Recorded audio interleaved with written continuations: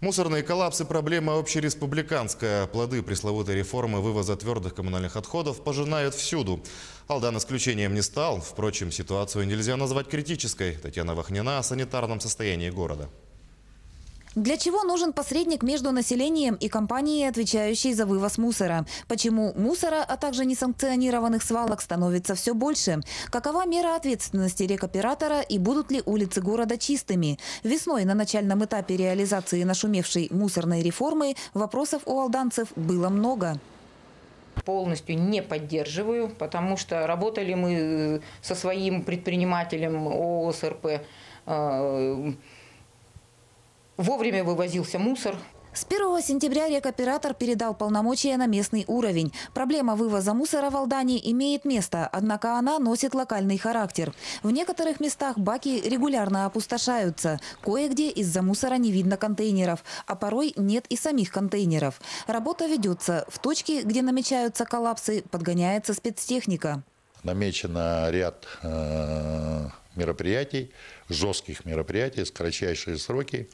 В общем, работа ведется. Органы местного самоуправления, в том числе и город Алдан, мы заказали проект саночистки, по работе с ТКО, хабаровская фирма. Часть сложностей, с коими сопряжена мусорная реформа, связана с незаключением договоров между предпринимателями и оператором. Платежная дисциплина по-прежнему хромает, и сегодня долг перед уполномоченной компанией велик. В этом направлении, отмечают в администрации города, хорошо отработали бюджетные организации. Государственным предприятиям утверждены накопительные площадки и количество баков, а также разработаны схемы маршрутов вывоза. Договоры с управляющей компанией заключены и преоформлены.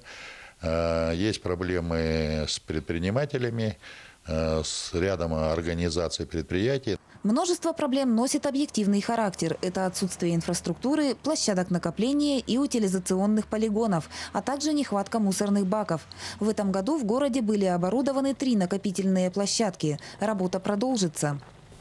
На бюджет 2020 года буду депутатов просить выделения дополнительных денежных средств по этой работе. Но думаем, что общими усилиями сделаем Алдан чистым.